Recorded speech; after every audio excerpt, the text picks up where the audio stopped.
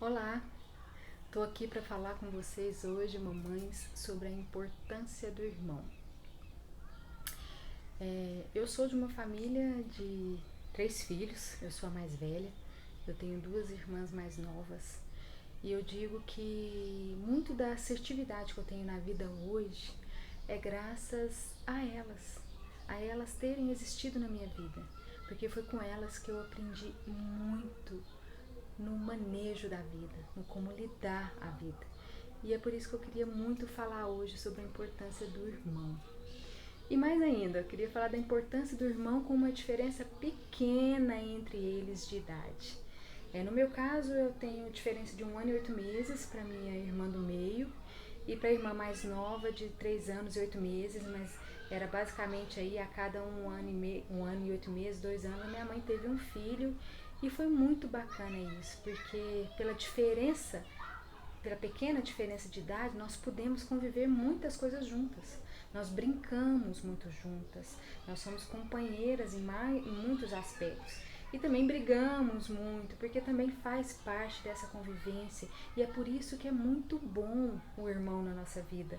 Porque é ali, com ele, que a gente tem a oportunidade de lidar com questões que a vida vai nos apresentar quando a gente for adulto, só que a gente vai poder manejar isso num ambiente de amor.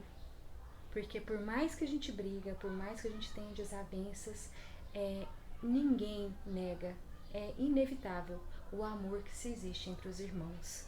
E até mesmo um ambiente onde os pais estão ali em contato e o quanto os pais também podem é, receber, se eles colocarem na posição de observar como é essa relação entre os irmãos, o quanto ele pode antevir comportamentos, o quanto ele pode precaver possíveis dificuldades que esse filho vai ter quando ele for adulto, simplesmente em você pontuar no momento certo um jeito diferente que ele poderia agir.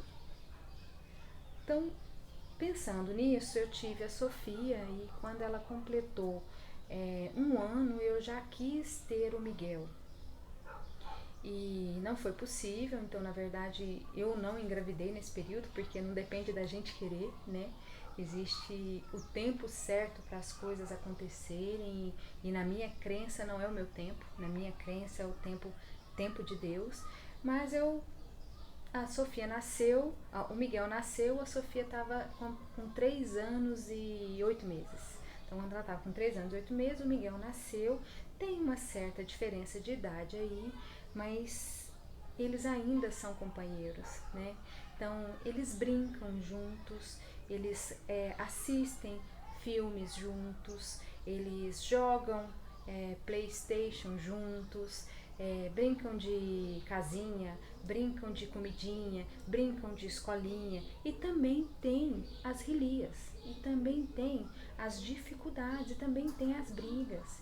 E isso também é muito saudável no ambiente do irmão, da irmandade ali familiar, porque ali eles vão ter a oportunidade de brigar pelo seu espaço, de aprender a brigar pelo seu espaço, de aprender a se posicionar, de aprender a compartilhar a atenção dos pais, compartilhar um doce, compartilhar um refrigerante e com toda a dificuldade que talvez eles possam trazer na alminha deles, na compreensão deles também, de compartilhar presentes, de entender que naquele momento é o irmão que vai receber isso porque é o aniversário dele, que quando for o aniversário dele, ele que vai receber o presente dele. Então são questões que são muito ricas e que é muito bacana quando a gente tem a possibilidade de ter essa oportunidade, né, de perceber essas coisas acontecendo, como nossos filhos funcionam e a gente poder intervir.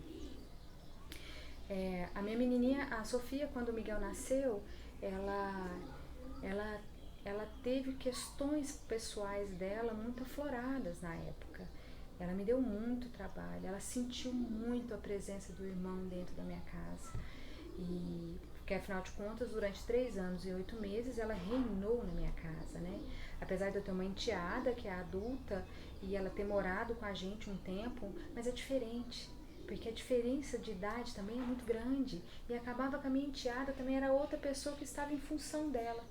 Então, como ela reinava naquele ambiente, quando o irmão chegou, ela quis o irmão, mas quando ele chegou e ele começou a perceber que a mamãe estava muito dedicada ao irmão, que o irmão demandava muito da mamãe, que o papai também chegava e que também ia no irmão, que não ia mais só nela, que a irmã chegava e que também ia muito no neném, também não ia só nela, não brincava só com ela, e ela entrou num processo de sofrimento. A alminha dela sofreu. Ela se sentiu na situação assim, nossa, eu perdi. E várias vezes ela chorou, pedindo a Deus para levar o irmão de volta. Às vezes tinha momentos que eu estava amamentando o Miguel, ela corria, saía, eu não morava num apartamento nessa época, ela saía de onde a gente estava chorando, ia lá para a sacada do meu apartamento, olhava para o céu e rezava e falava: Deus, por favor, Deus, pode levar o meu irmão de volta. Eu pensei que era bom, mas não é bom. Leva o meu irmão de volta, eu não quero ele mais aqui. E aí ela chorava de soluçar. Passava ali alguns segundos que ela tinha feito isso, ela voltava lá na sacada de novo e: não, papai do céu, eu não quero que leve meu irmão não, pode deixar ele aqui. E chorava e chorava. Então é uma situação em que você percebe que ela sentiu a presença do irmão, ela sentiu e ela foi convidada pela vida a aprender o valor da partilha, o valor do compartilhar, o valor de ter alguém ali no irmão com quem você vai dividir o papai, com quem você vai dividir a mamãe, com quem você vai dividir as suas coisas, os seus brinquedos. E além disso, de aprender, é uma pessoa que você ama. É o seu irmão e você ama. E é tão interessante esse vínculo, porque isso não tinha 15 dias que o Miguel nasceu e ela já sentia que o Miguel era importante para ela. Tanto é que ela pedia pro Papai Noel, pro Papai do Céu levá-lo e ao mesmo tempo pedia pro Papai do Céu deixá-lo. Então, assim, eu até falo isso rindo agora, mas na verdade foi uma fase muito difícil. E não foi nem um pouco engraçada, porque perceber o sofrimento de um filho nosso, a gente sofre também. A gente sofre de ver ela sofrendo, a gente sofre de estar no processo de adaptação de um segundo filho chegando. A gente sofre com as nossas necessidades, que nessa fase a gente também fica muito sensível, a gente fica muito cansada emocionalmente, fisicamente, e a gente se perde, a verdade é essa. Por alguns momentos, por alguns dias, dependendo da sua história de vida e dependendo de cada uma de nós, a gente precisa tomar muito cuidado nessa fase, porque senão a gente se perde da gente e aí a gente acaba entrando também nessa energia da dor. Porque é um momento, o nascimento de um filho é um momento que traz muita alegria, tem muito amor envolvido, tem muito cuidado envolvido, mas também tem sofrimento, também tem adaptação, também tem sentimentos de perda, sabe? E fingir que isso não existe não é o caminho, não é o caminho mesmo, porque uma hora essa conta vai chegar, uma hora olhar para isso vai ser necessário, assumir isso vai ser necessário, sabe? Então tem que se olhar para isso. E o irmão, com a chegada do irmão, a Sofia já teve a oportunidade na vida dela de já começar a experienciar essas questões, de já perceber o ter que dividir, o perceber que quando eu vou sair para comprar, por exemplo, uma roupa para ela, eu vou comprar uma roupa para ele também. Entender que eu só tenho 50 reais, então vai ter que dar esses 50 reais, por exemplo, ou eu só tenho 10 reais. Então esses 10 reais, em vez de você tomar um lanche, nós vamos tomar 2 sorvetes, que aí dá pra comprar um sorvete pra você e um sorvete pro Miguel, sabe?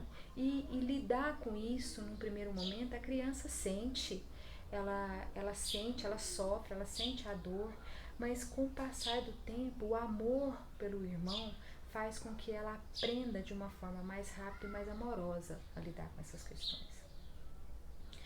Então, é em casa, é com o irmão, que também ela vai ter a possibilidade, os irmãos vão ter a possibilidade de aprender a manejar conflitos. Conflitos entre eles, conflito de um deles com o papai e com a mamãe. Por exemplo, várias vezes em que eu estava chamando a atenção da Ana Sofia de algo que ela fez que ela não deveria ter feito, e eu estava ali conversando com ela, o Miguel Petitinho Ele vinha e ficava espiando e algumas vezes ele inclusive entrava no meio entre eu e a Sofia, e você via que era um movimento de proteção, sabe? Ele pititinho, mal andava, você via que ele estava ali no momento de proteção, para proteger a irmã.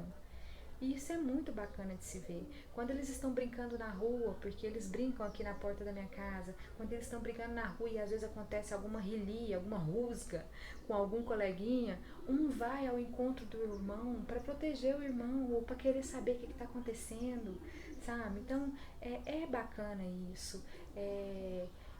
É gostoso você saber que apesar das diferenças, apesar de ter os momentos em que eles brigam, nos momentos em que eles querem, um quer impor a sua vontade, a vontade do outro, um quer chamar mais a atenção da mamãe do que o outro, um quer mostrar para o outro que tem mais da mamãe do que o outro tem, que isso também é muito comum de se mostrar. Eles ficam se gabando vantagens. Eles se colocam em algumas situações de mostrar para o irmão que ele é mais do que o outro. Olha só. E isso se começa em casa. Se começa em casa e é a oportunidade que nós, pais, temos de ver isso, de ver como que o nosso filho funciona, como ele maneja conflitos, como que ele briga pelo espaço dele, como que ele se posiciona quando ele quer colocar a sua opinião, sabe? Como que ele lida com as pessoas, como que ele lida com o ajudante da sua casa, ele dá ordens, ele pede por favor, ele é educado, ele é amoroso, sabe? Meu, você consegue inclusive perceber se os seus filhos já têm alguma tendência de preconceito. E tá tudo certo, porque é possível sim. É possível, às vezes, a criança ela já olhar para uma pessoa negra, por exemplo, e não somente achar diferente, mas por ser diferente dela, achar que não é bom.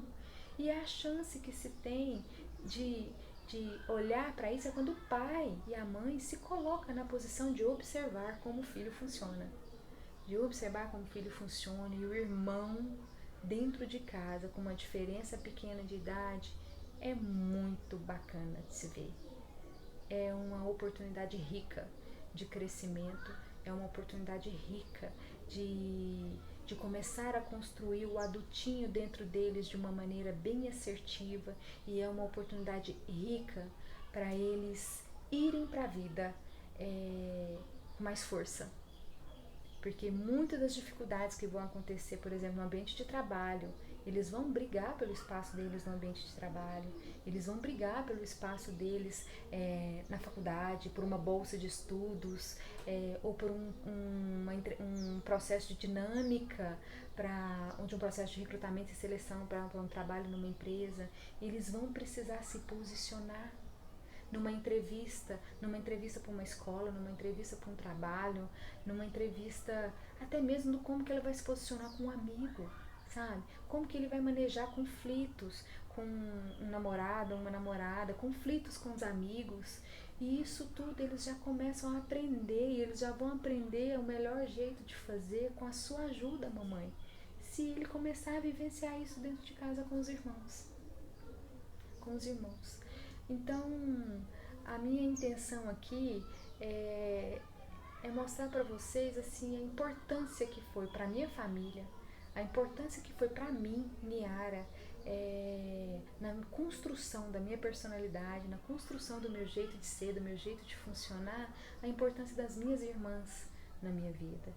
É muito bacana de pensar. Brigamos muito, sim.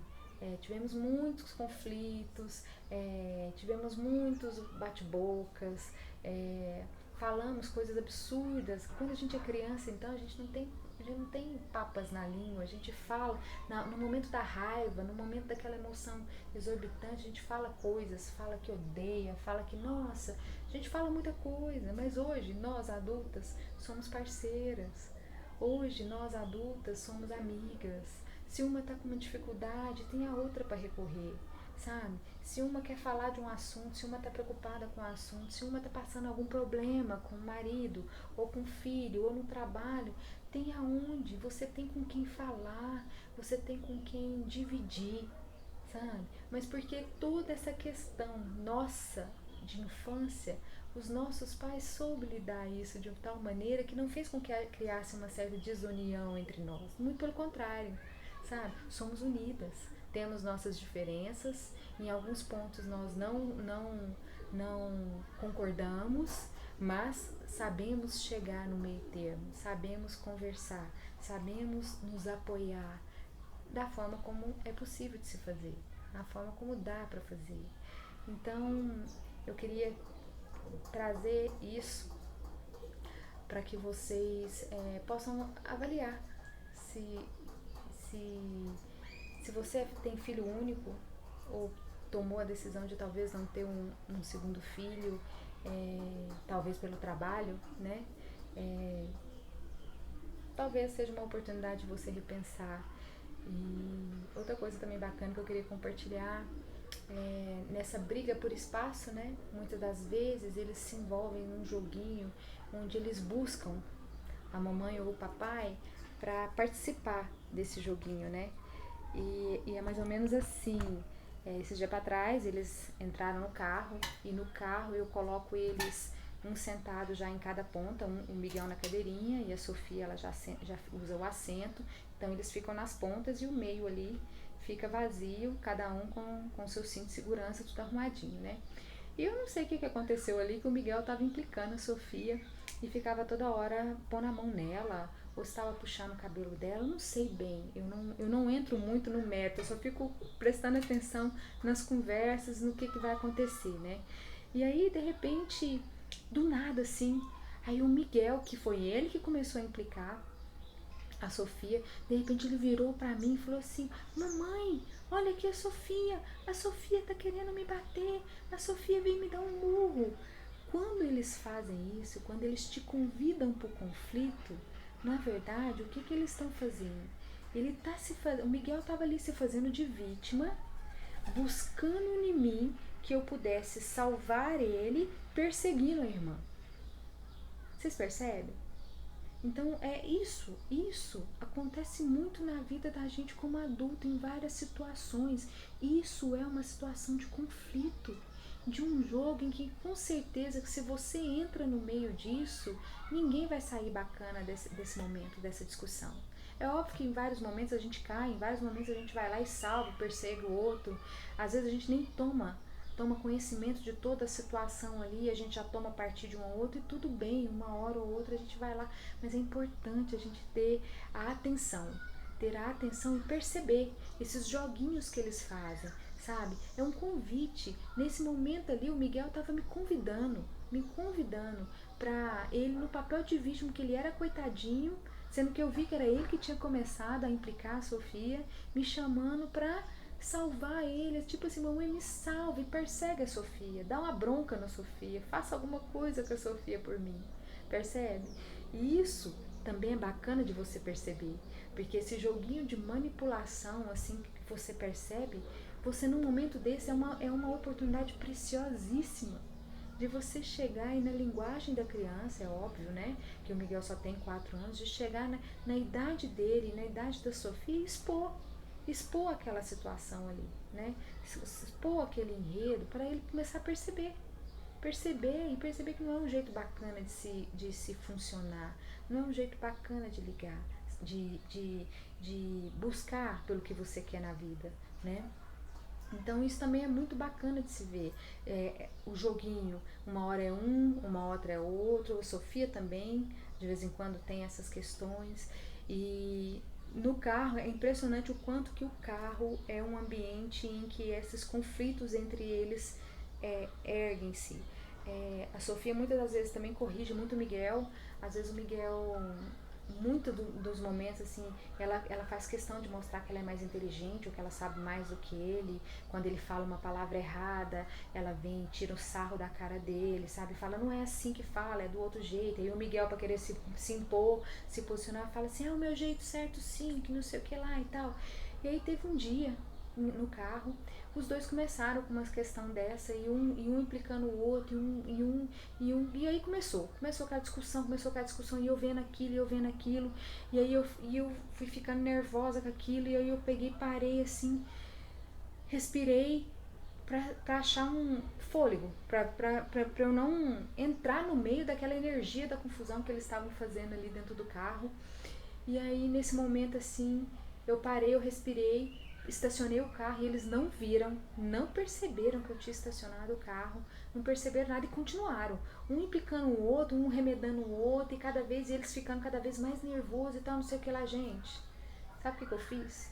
Eu gritei igual uma louca nesse carro. Eu não gritei com eles, mas eu gritei. Eu fiz assim, e eu gritei muito alto, mas muito alto, porque eu precisava quebrar aquele estado, eu precisava quebrar aquela energia que estava ali. Porque de qualquer forma diferente que eu pensei na hora, a única que me veio foi essa. E eu gritei. E eu gritei assim, eu fiquei gritando mais ou menos por um minuto gritando. E aí, na hora que eu terminei de gritar, o carro estava em silêncio. Eles pararam. Eles pararam com a implicância um com o outro e eles ficaram em silêncio.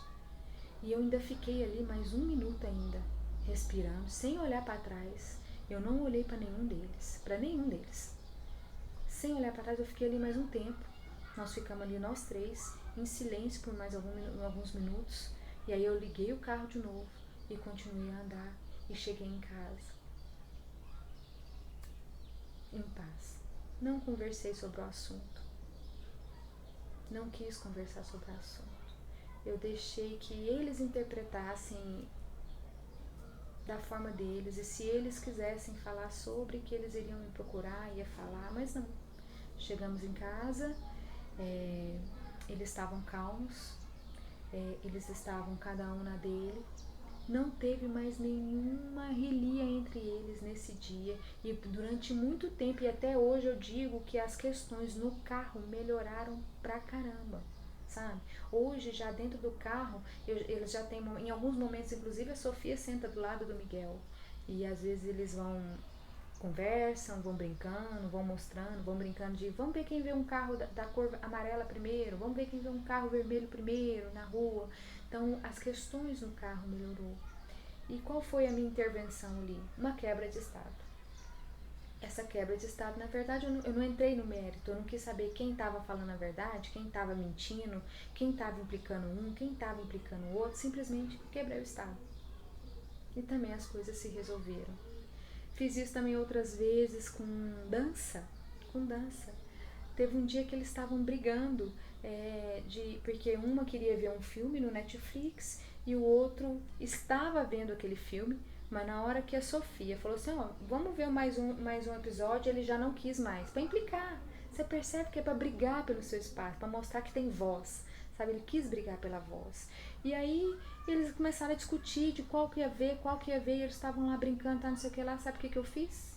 Eu peguei, liguei o som numa música muito dançante, daquelas assim, bem de agitar mesmo, e comecei a dançar ali, ia cantar, ia pular na frente deles, entende? Também quebrei o estado ali, né?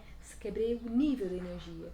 Em vez de eu entrar e querer saber, querer intervir, querer mediar a confusão e o conflito deles, que na verdade era uma questão de briga de ego ali, de qual filminho, quem que ia vencer, quem que ia falar mais alto, quem que ia pôr o filme primeiro, entende? E aí eu quebrei o estado deles. E comecei a dançar, e aí o Miguel gosta muito de dançar, e aí o Miguel veio pular e veio dançar comigo, a Sofia ficou mais arredia, porque ela não é muito assim de entrar de imediato nesse clima, mas passou alguns minutos, a Sofia também foi ali, foi dançar, né? Então, são coisas, são questões que acontecem, né? E que só é possível, né, se vivenciar isso em casa com os irmãos, né? Então, o conteúdo de hoje que eu queria falar era sobre isso, sobre a importância que se tem, né, do irmão. E quando a diferença é muito grande, você acaba tendo talvez 2 filhos únicos. Então, e às vezes o irmão mais velho, ele pode acabar entrando no papel de proteger o irmão mais novo, sabe? Ele se torna para aquele irmão mais novo uma figura parental importante para ele, né? Ele não vê ele apenas como um irmão, ele vê como se fosse, por exemplo, isso é nítido de se ver, por exemplo, os meus filhos com a minha enteada, né? Os meus filhos com a minha enteada, eles veem ela como irmã? Vê, mas vê ela como uma pessoa de autoridade. Então, ainda mais que a diferença é de 20 anos, né? Então, eles veem a minha enteada como uma pessoa de autoridade, né? Não como uma pessoa com quem que eles vão brigar por espaço, trocar ideias, brincar, se divertir, entende? Então, mas mesmo assim, eu acho assim que, mesmo pensando numa diferença de idade maior, o irmão também é muito bem-vindo, porque é alguém também que você pode contar quando você estiver mais velho, né? Na falta do papai, na falta da mamãe, você tem uma outra oportunidade, uma outra possibilidade, você tem um outro alguém que possa vir e te apoiar numa necessidade que você tem, né? Na necessidade de um colo, necessidade de um apoio, na necessidade de um acolhimento numa dificuldade da vida, num momento em que perdeu um relacionamento, tá sofrendo, ou perdeu um emprego, nas questões de perda, se o papai e a mamãe não tá ali, se tem um irmão, mesmo que seja um pouco mais velho, você tem um amparo, você tem um esteio, você tem para onde voltar, né? Então, era isso que eu queria dizer, era esse o conteúdo que eu queria trazer. Espero que tenha feito sentido para você e espero também que das minhas loucuras, dos meus jeitos de lidar com as questões das crianças, que possam trazer insights para vocês. O quebra de estado, em vez de entrar na energia do conflito, quando é um conflito, é um jeito muito bacana de se fazer, e prestar atenção, olhar como o seu filho funciona em cada uma das situações também é muito bacana. É muito bacana mesmo. Um outro exemplo que eu queria colocar eu quebrei minha clavícula, né, tem 1 ano mais ou menos, e a minha quebra eu precisei ir para um processo cirúrgico e eu precisei colocar o pino, né, colocar um pino ali, e muitas das vezes, aliás, nos primeiros 30 dias, nos primeiros 60 dias, eu precisei de apoio para tomar banho, né? Então, meu marido me ajudava no banho. E aí teve um dia que entramos nós 3 no banheiro, então ele deu banho no Miguel, aí ele foi deu banho na Sofia, e aí foi a minha vez de dar banho, ele brincou, ele piscou pra mim e falou assim, não, Ni, eu não vou te dar banho não, eu acho que você já dá conta de dar banho sozinho. Gente, na hora que ele falou isso, o que a minha filha fez? Pode deixar, papai, eu dou o banho na mamãe, a mamãe não precisa tomar banho sozinha. Percebe? E aí o Miguel, para complementar, falou assim, pode deixar também, Sussu, que eu vou ajudar você a dar o banho na mamãe. Então é muito bacana de você ver, né? Que até pra gente, né, que perceber que o filho está ali e que prontamente está pronto para te dar um apoio, até mesmo para te amparar e te proteger, né? E o irmão chegando junto e querendo fazer parte, né? Querendo fazer parte. Pode deixar, Sussu, eu vou ajudar. Eu vou ajudar você então a dar o banho na mamãe. É muito bom. É muito bom, é muito aprendizado. É aprendizado para todo mundo. É aprendizado pra gente como mãe, é aprendizado pra gente como mulher, é aprendizado pra gente como adulto. Porque até hoje, nós como adultos, nós estamos aprendendo a todo tempo como lidar. E nós aprendemos muito com nossos filhos. Desde que a gente viva realmente essa relação. Desde que a gente realmente preste atenção nela. E não simplesmente sobreviva a ela. Sai arrastando um dia após o outro. E é isso que se acontece quando a gente se deixa tomar, se deixa ser conduzido pelo peso do excesso de tarefas, pelo excesso de coisas a fazer, pelo peso, pela responsabilidade de cuidar, de lidar e de orientar esse serzinho que tá aqui com a gente. Então era isso que eu queria dizer. Um grande beijo para vocês e até o próximo conteúdo.